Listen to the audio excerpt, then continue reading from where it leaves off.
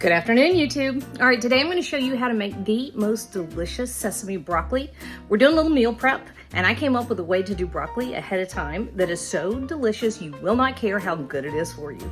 And it is, and delicious, and good for you. It checks all the boxes. All right, let's cook, y'all. We got a family to feed. Waiting on the water to come up to a boil. I've got our broccoli here. This was 2 crowns of broccoli. I just trimmed it off of the stems, which, by the way, you can cut these like into matchsticks and blanch them for like 3 minutes, and they're great for snacking. Just, you know, you don't throw those away. Anyway, cut the tops into pieces, you know, however big you like. I like them small-ish. And I also, when I blanch them, I only blanch them for 4 minutes at most. I like them to have a lot of crunch. All right, so over here on the back, I have a little nonstick skillet. And I'm just putting it over medium heat. And I have about a tablespoon of sesame seeds. We're just gonna toast those real quick. Takes about 3 or 4 minutes. Waiting on that to boil. All my other prep work is done. Okay, I'll meet you back here when those are brown. All right, so our water has come up just to a simmer.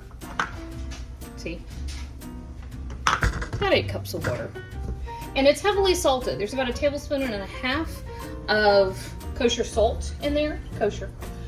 Because this salad it's kind of weird. I love salt, I love salty stuff. However, this salad, if you just salt it, if you season it that way, it doesn't taste right. I don't know what the deal is there.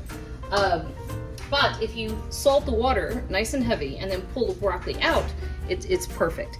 All right, do you see how that got kind of golden and toasty? It smells great. I turned off the wrong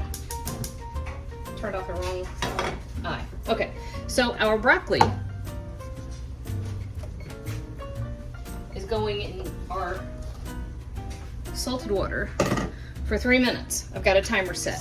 Now typically after you blanch something, you would dunk it in the ice water.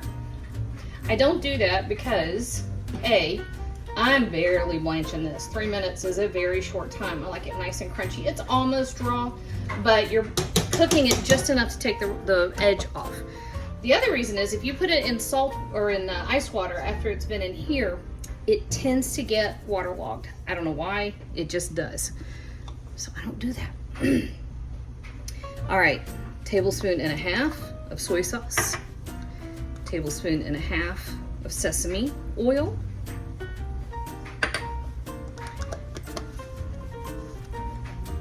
you don't have to put it in a second container. You can drop it right in and whisk it up. That's fine too.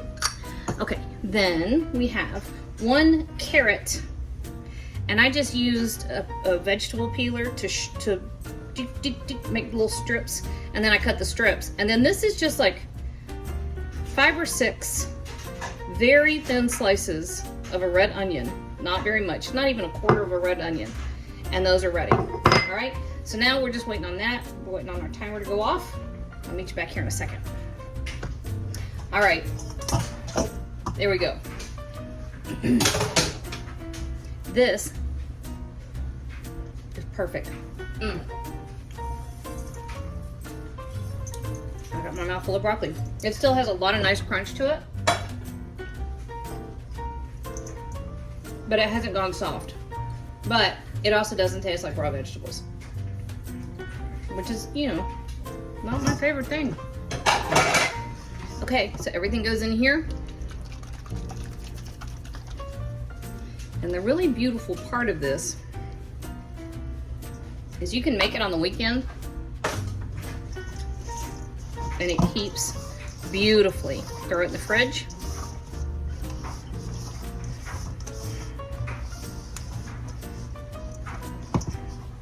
And it's ready whenever you are. That, y'all. Perfect.